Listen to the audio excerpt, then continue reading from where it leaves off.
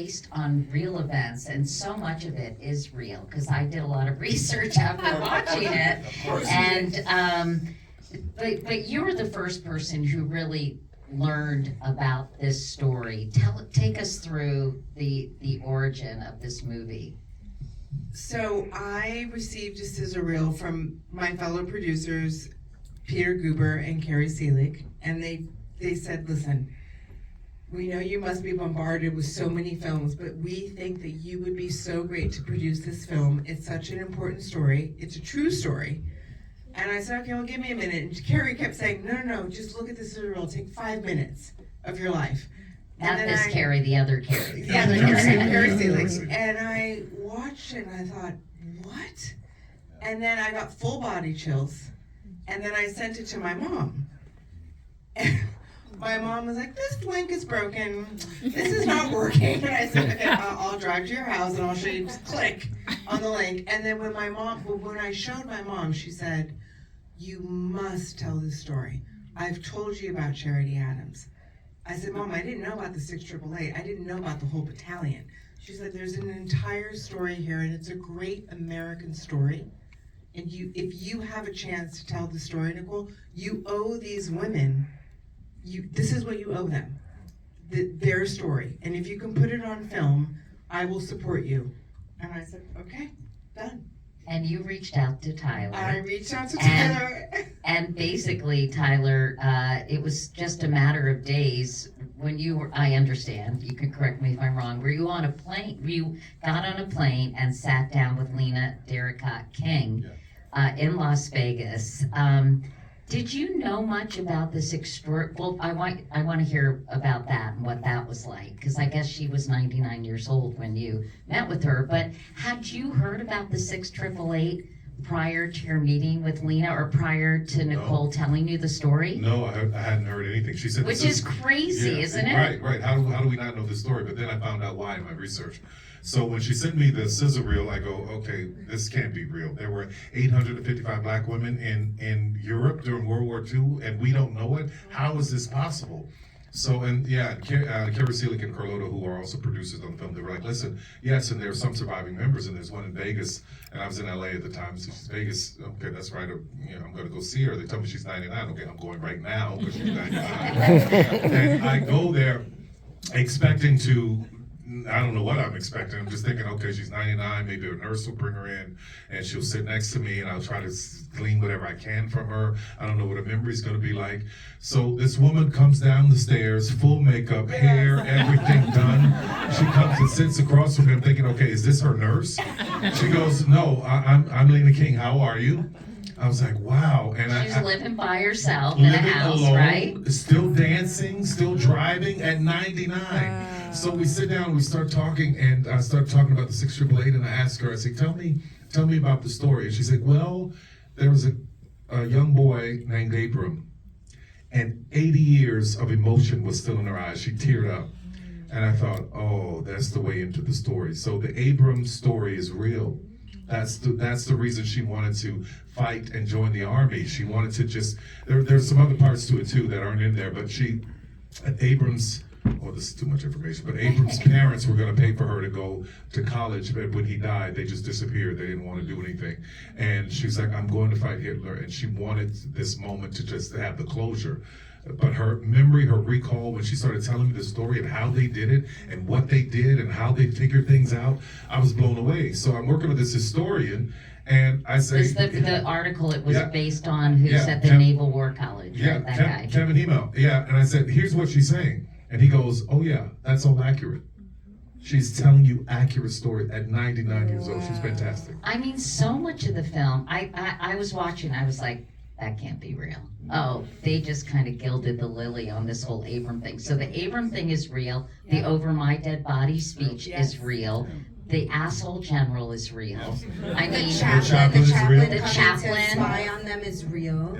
Wow. Their facilities being bombed, so they had nowhere to sleep right before they arrived, was real. No escort coming over on the Ile-de-France, that's real. Yeah, them marching off the boat because he wanted them to march immediately. All of that's real. All of that's happening. And you were really, and Kerry, I can't wait to talk to you, but Tyler, you were Talk to me for a little while. You were so meticulous Yes, I mean, talk about the level of research you did and authenticity you wanted this film to have, because I mean, it was very, very specific and down to every detail, wasn't it? Yeah. For me, listen, I have a confession to make. I never liked making movies. I never enjoyed it. It wasn't something that the process I didn't enjoy until I was sitting down talking I was to. like, what? Yeah, no. By this time, I'm in movie 22, and I'm sitting and I'm doing Gone Girl, and I hear David Fincher and Ben Affleck having a conversation about filmmaking, and I'm looking at the passion in their eyes and going, Tyler, why don't you have that? Why don't you, because you're doing Hello, Madeir. Why don't you have this passion? And it took me back to the first thing I ever wrote, which was A Jazzman's Blues. Was the first thing I ever wrote in my whole life, and I waited 27 years to make it. Well, after seeing them and their passion, I wanted to find that passion for myself. So I did Jazzman last year, which led to me doing this movie because Nicole saw Because I Jazzman. watched Jasmine. Yeah. If you haven't seen Jasmine, it's on Netflix. It premiered at the Toronto International Film Festival. It's beautiful. Thank you. Beautiful. And that was the first time I was like, oh, this is what they were talking about. I loved every moment and every frame, and I loved getting these performances. I was like, okay, but that 27 years of preparation got me ready for this moment. And Kerry,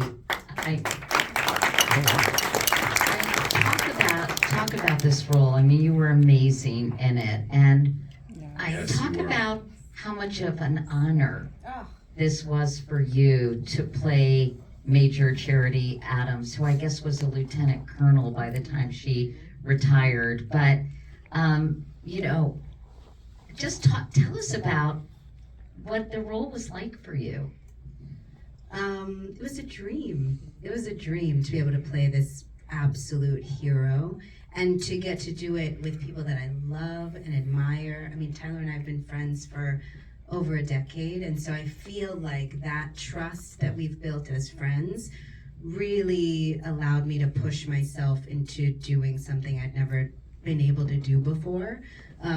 We talked early on that I've been very lucky in my career that I've played some iconic characters in pop culture, and that I'm, as Kerry Washington, people feel like they know who I am. And so it was really important that in this performance that you not see Kerry Washington and you not see Olivia Pope or Brunhilde von Schaft or any of those characters, because that in effect would be disrespectful to Charity Adams and to the women of the 688. That when you watch this film, you have to think about Lena Derricott King, you have to think about Charity Adams and nobody else. You have to drop into their story because they deserve this legacy. And the weight of that must have been enormous for you. It was, but it was also really inspiring because there is so much material. And Tyler, I mean, I really, your question to him, he didn't give a big enough answer. He was so specific about the details. I mean, from very early on, he would talk to us about how women in the 1940s moved differently through the world than women now. That overly used word, demure. We all had like demure training. And then we also had soldier training on top of that. And we also, Ebony, who's brilliant in the film, is she not? Yes. Ebony got to spend time with Lena Derricott King, which I'll let her talk about, but I was able to read Charity Adams' memoir, which is spectacular. I mean, I've absorbed it, read it several times, had portions of it hanging on the wall in my trailer. I watched old interviews. I talked to people who worked with her and loved her. There's old archival footage. I mean, we all just did deep dives into this world because we knew that these women deserved that. Because when they came home, they were not celebrated. There were rumors about them. I'll let Tyler tell you about that. But he wanted us to be as real as possible. And it did feel like pressure, but it also felt joyous. We felt like we were making this film with them and for them. Do you want to talk about the trunk? Yeah, for many reasons. Yeah, I'll just piggyback on that for just a second when you talk about what happened, why we talked about earlier, why didn't people know this story? Yeah. Well, a lot of their own families didn't know that they had served. And I was like, in my research and going through all the history of it, why would they not want to tell that? And the truth of the matter is they were, these 855 women were thought of as concubines for black soldiers. Mm-hmm. There were rumors that the only reason they went over was to be that for black soldiers because there were white soldiers in Europe who did not want black men dating white women, white European women. So they said that's why the women were there. So they came home with that shame. And a lot of them, after the service, they didn't talk about it. They didn't share it with anybody. They were just ashamed of it. And this incredible story, Katie, I'm sorry, I know you are really good at interviewing. No, honey, knock yourself out. This incredible story. So what we did to honor these women, I had all 855 of their names. You see it at the end of the credits, but I had all of them on the red carpet, all names on the carpet, because I wanted to feel like all of them were on the carpet with us.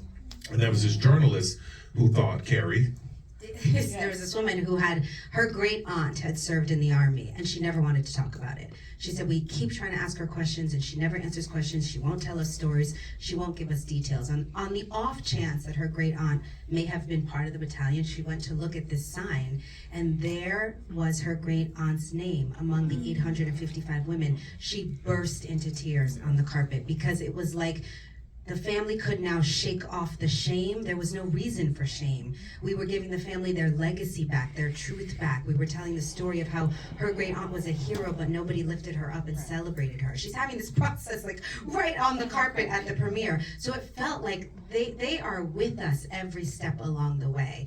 There was this other moment in my trailer when we got a knock on the door. We were working on one of Charity Adams' many monologues and working on the material. You're not gonna believe this. This really happened. And I have it on video to prove it. And Ebony was there. The transportation, a man from transportation came into the trailer, came into my dressing room, and he said, I want to show you guys something. And Tyler and I walked out, and Ebony was in the hallway, and there on the floor being nosy was a trunk. When we knelt down on the side of the trunk, it said Charity Adams, and it was her actual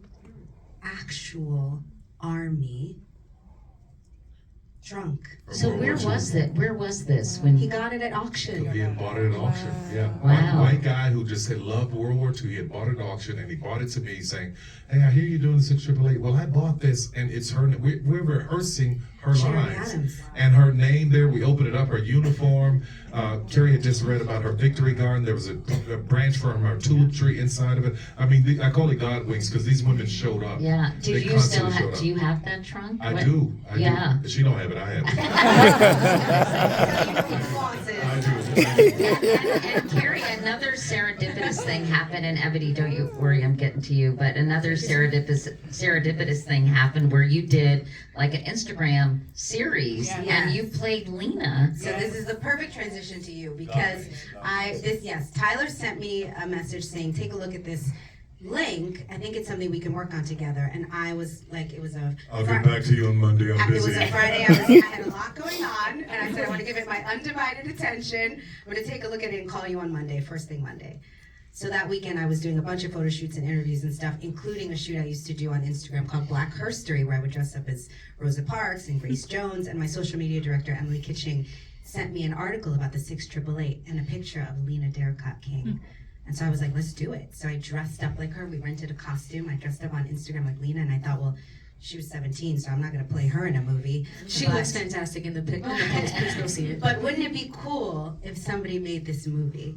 And a couple of days later, I opened this link, and Tyler is making the feature film of the 6888. And by the way, I had sent Tyler that Instagram and said, I told you it needs to be Kerry Washington. She needs to play this part. It has to be Kerry Washington.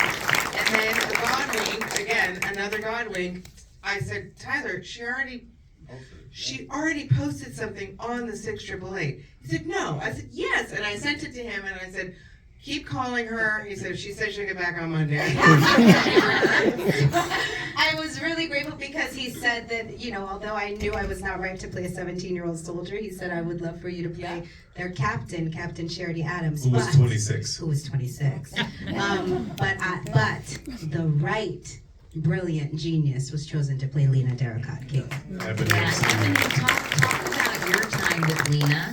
And Kerry describes this as a dream role. I mean, hello. This must have been a dream for you as well. It absolutely was. When Tyler sent me the script, he said, I sent you something, read it now. I said, okay. No more this week till no Monday. more. Maybe he had already got it to you, actually. Maybe you had, he's like, no, read it now. So I read it from beginning to end, and I thought it was fictional. I thought it was a story that he had written, and I was like, okay, well, where did this inspiration come from? He was like, it's a true story. This is history. We're telling the story. what do you think about it? I'm thinking about you for Lena. I wasn't even thinking that. I was so floored by the story that I didn't even like put two and two together that that's why you were reaching out. I know you remember that moment because you were like, girl, you don't stop. Yeah. It was so visceral. And then it took some time to get things solidified. And I, at the time, was taking care of my mother. And I wasn't sure I could do this. I wasn't sure the time was right. I wasn't sure I was right for the role. I wasn't sure that it was possible. And it was my mom who said, your nickname as a little girl was Soldier. What do you mean you're not going to take the role? I said, oh gosh, well, we're in a pickle now because I didn't know that's what you were going to say. So I called Tyler back up and we had a very long discussion about it. And he told me, I think by that time you were connected to the project as well and so many incredible people.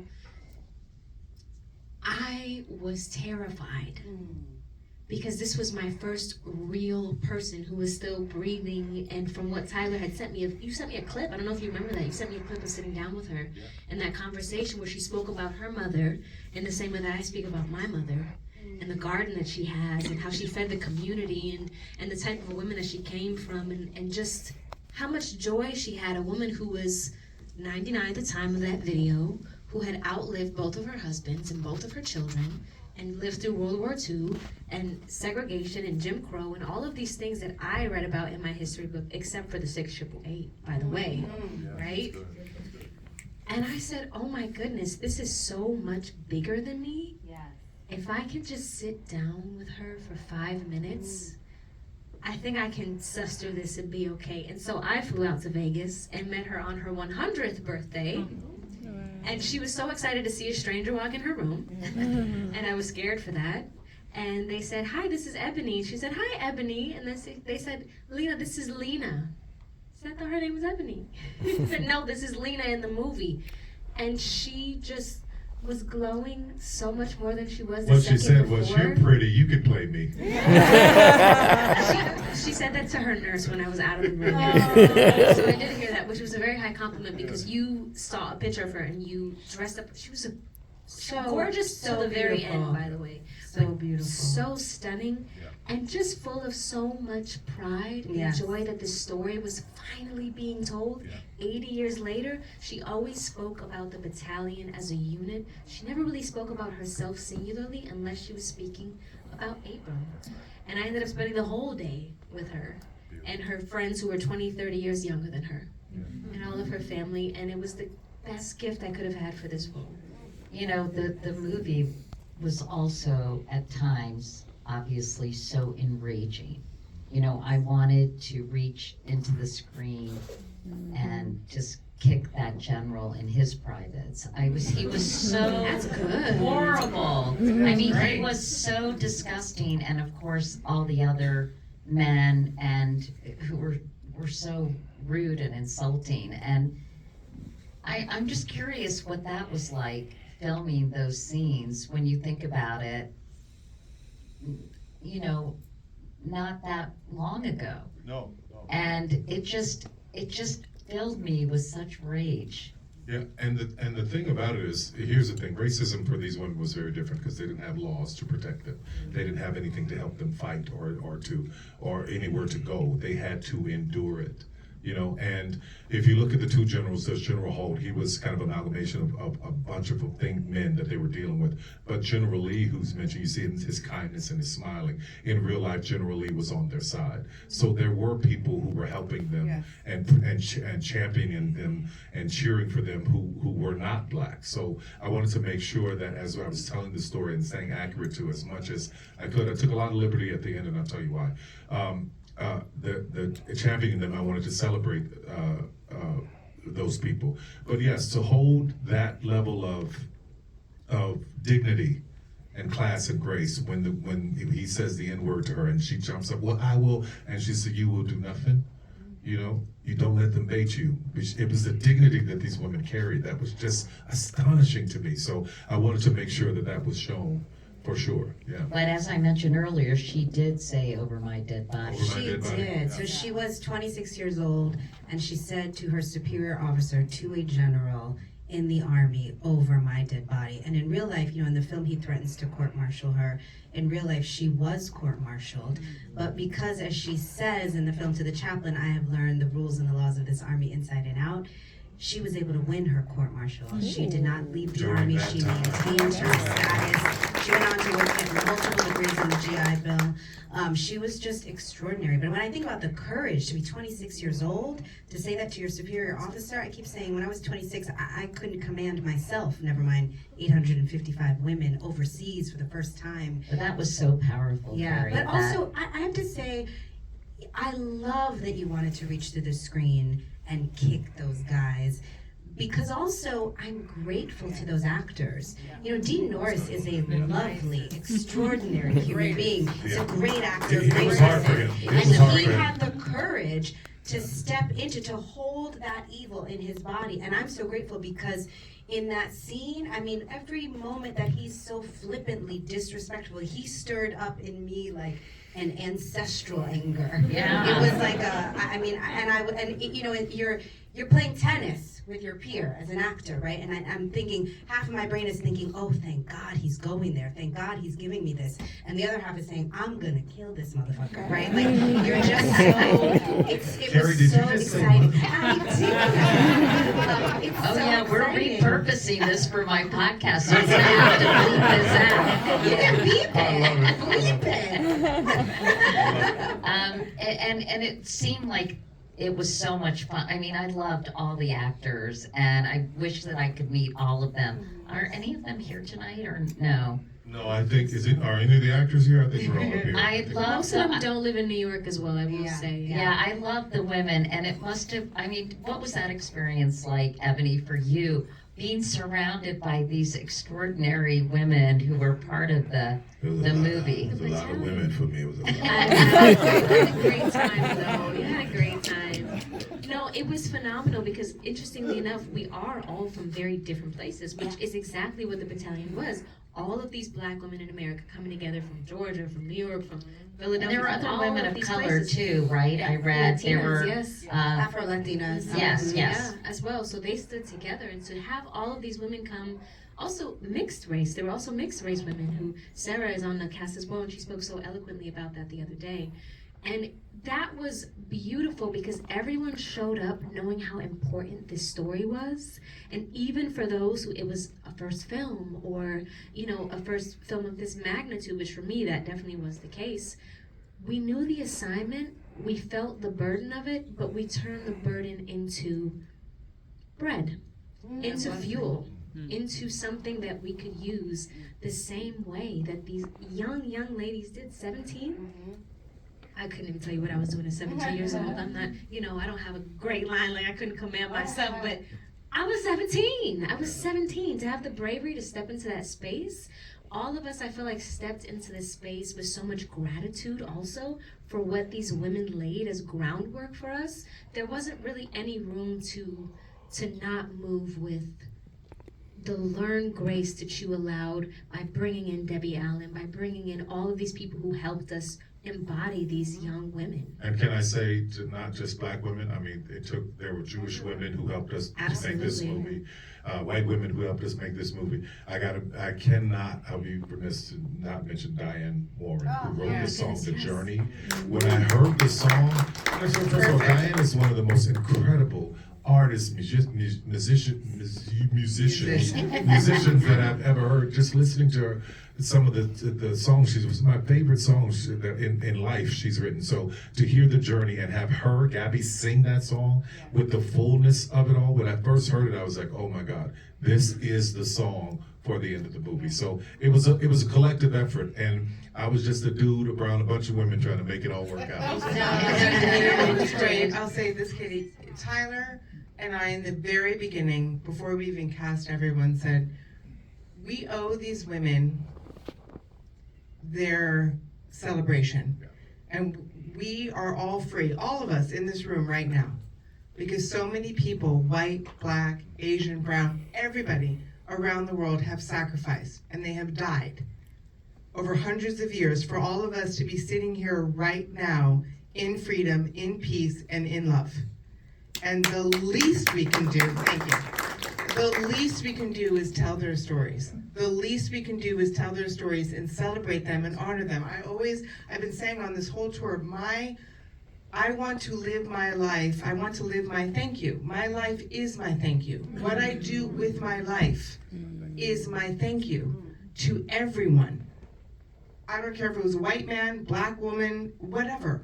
That we're all sitting here and that I can be free and I can live here and I can vote and I can do these things. This freedom isn't free. And we have to remember that.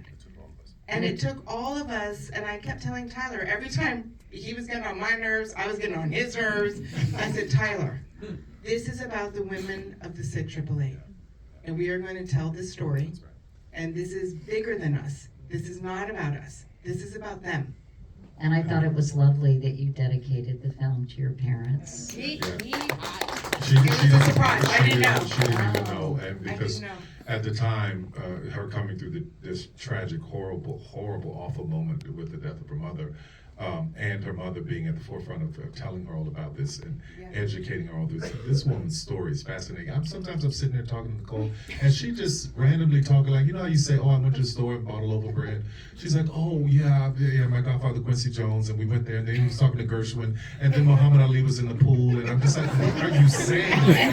That's her life. That's her life. So of course I wanted to dedicate it to her mother, and then her father passed later, and he got a chance to see it, and also Lena got a chance to see it. The rough cut, right? She was 100 years old, Yeah. and they told me she wasn't doing well. She was in failing health, so I flew to Vegas with the kind of like, just get it, let's get it. And I'm sitting there with an iPad showing it to her beside her bed, and she is smiling, and as they're marching, she's moving her shoulders and she's saluting. But when I walked in, the first thing she said was, "Oh, Miss Perry's here. Please give me some lipstick." It's wonderful.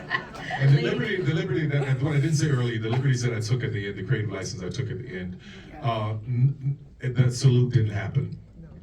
It didn't happen until many years later, when only five of those women, only 5 of them got the Congressional Gold Medal. It was only 5 of them that were there. So what the liberty that I took at the end was having every one of them be saluted. They all are saluted as they walk in, because they represent all 855 to me. And you see them walking through this door into a new life, into a new future. So that's what that moment represented for me as a writer and director. So. Well, that's a great way to end this conversation. Thank you for making this film. I love it. Thank you.